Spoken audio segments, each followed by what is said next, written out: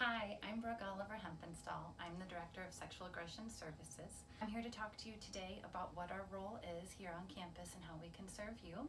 As my role as Director, I'm able to meet with students and faculty and staff who've been affected by the issues that we serve. Those issues are sexual assault, domestic violence, intimate partner violence, stalking, and harassment.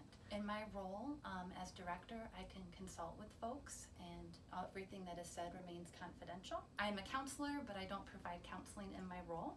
So if folks want to talk, if they want to know about the reporting process with the police or maybe with OCRI, if they want to know what their options are, perhaps even like with counseling services, what is available to them, we can talk about all of that.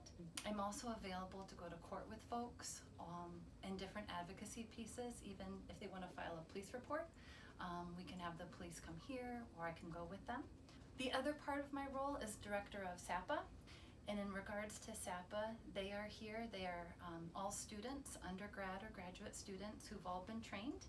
They get 60 hours of training every year, and that maintains their confidentiality.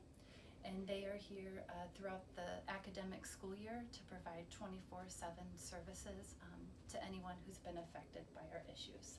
So I'm confidential, and like I said, SAPA is as well, but they are also known as Campus Security Authorities, oftentimes called CSAs for short. And what that means is if someone discloses something that fits the criteria of a crime and a location, they report that to me, and then I share that information with the Clery officer, which is with the CMU Police Department.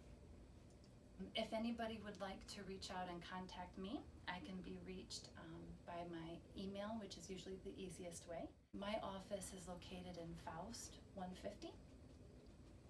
I think that's everything you need to know from me now. If you ever need anything, reach out. We are here for you. Hi, my name is Megan Varner, and I am the Assistant Director for Sexual Aggression Services, as well as the Sexual Aggression Dedicated Counselor here at CMU.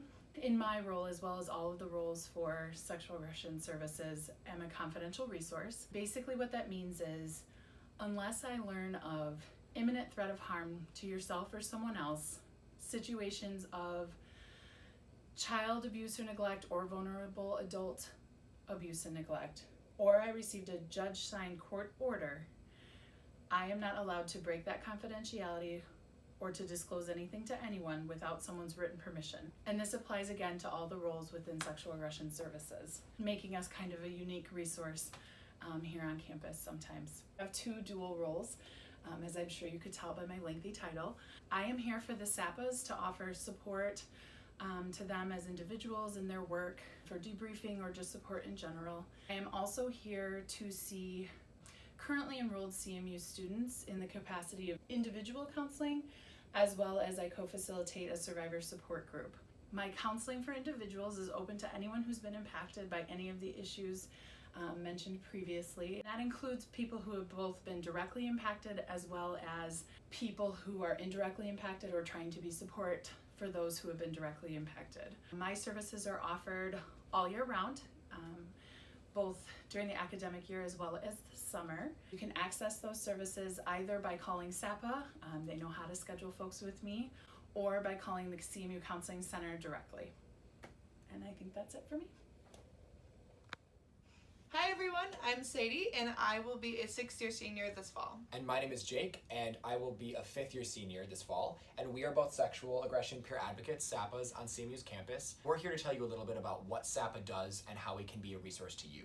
SAPA is a survivor-centered and trauma-informed paraprofessional student organization made up of undergraduate and graduate volunteers. We receive over 60 hours of training to be confidential advocates, and we are here to serve anyone in the community or on campus that's been affected by sexual aggression issues. We have 24/7 services on campus, and beginning August 17th is going to be our confidential support line. We're going to have a phone number at the bottom of the screen during this video for that, and then we'll have resources at the end as well that we'll talk about. We'll be able to still offer confidential in-person services. Due to the COVID situation, we're going to be wearing masks, and we'll do social distancing practices just for everyone's safety, ours and yours. And we're excited that we still get to do that. Our advocacy comes with two parts. We are advocates and we also do a lot of education around campus. We are able to give resources to CMU students, CMU faculty and staff, as well as anyone around the community or even around the country. Anyone who calls our line, we are able to answer and give our services to. So we also want to make sure that we're teaching you a little bit about some of the situations you're going to be coming into contact with in your leadership positions. And a big part of that is understanding survivors' response to emotional trauma and crisis situations. And just asking the question, what is healthy and normal? It's really important to understand that that is not your job to determine, because everyone's response to a traumatic situation is different. There is no one correct way to respond to a traumatic event in your life, and that can be something that happened 10, 15 years ago. That can be something that happened 10, 15 minutes ago. The emotional range of responses to those things depends completely on the person, depends on their experiences and how they're able to process that situation in the moment and even years later. So any and all feelings and responses are legitimate and acceptable. That can even mean a lack of emotional response. Any kind of gambit of emotion, from extreme emotions to no emotional response, is normal for that. So next we're going to be talking about a few things that you can do to help anyone who were to come to you and need support. First and most important thing is to just listen to them. Be there, be human. It's a genuine connection that you can have with them and make them feel really supported and loved. And like Jake said, it could have been 15 years ago, but it could have been 15 minutes ago. It's very sensitive, and let them just come forward with what they want to tell you. Don't pry and nudge to tell them more. Do not judge anything that comes up. Again, whether that's emotionally or verbally, what they are expressing. Don't judge what they are saying. Just sit there, listen, take it in, and be there for them. This is not a time to share your experience or anything that has happened to you or anyone else. Again, this is time for them to be vulnerable with you. The best that you can do is respect and listen and sit there and be there for them any way that you can. It's really important to remember in that moment that while you might be a little bit overwhelmed or scared to try to handle a situation like this, you need to remember that you are in a professional role, and so you need to remember those professional boundaries. That means don't make promises to them about how the situation will be handled or what may end up happening, whether that's what you think will happen legally, how the situation will move forward. Just don't make promises. Just be there in the moment with them, listen to them, make sure that they feel heard and safe, but don't feel obligated to ensure the next steps for them. That's what we're for. That's what offering resources is for. And just make sure that you're doing whatever you need to do in your professional role to make sure that they understand that you're not able to be there as a friend with them, but you are able to be there for them in this moment. And again, that's why you can offer other resources as well if you feel like it's beginning to be something that you need help with, or that they might need more help as well. Another thing that you can do for a survivor who were to come to you is to give them choices. And this might seem like a little insignificant thing, but a lot of survivors in their life have had a loss of control, and giving them back that control in their life, whether it's to small things like, do you want a Coke or a Pepsi? Do you want to hang out in the living room? Do you want to hang out in the bedroom? Or more important things like, do you want to contact SAPA? Do you want to contact the police about this? These range of choices give them an opportunity to have control in their life that they have been missing. This also falls into whether or not they want to follow up with you after this, after they've come to you and disclosed to you. As an RA or a grad assistant, I can totally understand how you really care for these people that you are in contact with, but let them choose whether they come back to you to disclose more, to give you updates. Don't go to them and try to ask for more information after they've disclosed. And there's also a handout that we have provided, number 3 on the handout, talking about choices and how you can help survivors with this resource. So we want to talk about a couple of other suggestions that we have to handle a situation like this, things that you can do in the moment that will be helpful to a survivor and that will make you feel like you have some tools that you can use in a situation like this. We like to divide it into 2 different kinds of tools that we can use. We can use verbal and physical. When we're talking about language, it's really important to use the language that the survivor is providing you. You don't want to define their experience, and it's essential that you let them come to terms with what they went through on their own. So whatever language they're using about their experience, that's what you want to reflect back to them. And if they are using really specific language, even if it's something that you're not necessarily comfortable with, that means it's okay to reflect that back to them. And if they're just saying, I don't know what happened to me, something happened, it was bad, then that's all that you're going to reflect back to them until they're able to come to terms with whatever extent that they want to with that situation. You need to make sure that your tone is matching what they need to be hearing. So you want to sound really just calm, caring, like how Sadie and I have been talking to you during this whole video.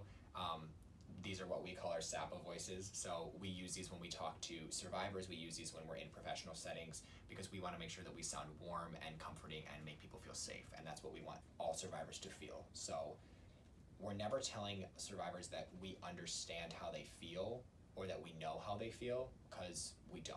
Everyone's experience is different, and it's okay to say things like, I hear you, I'm here with you, I understand what you're saying to me. If you're comfortable with reflective listening, saying something like, it sounds to me what you're saying is this, but never ever tell them that you know how they feel, because there's no way for us to really know. There are a few physical things that you can do as well to help them de-escalate and to help keep the conversation calm. A few things are when you are talking with a resident or a student, make sure you're on the same level as them.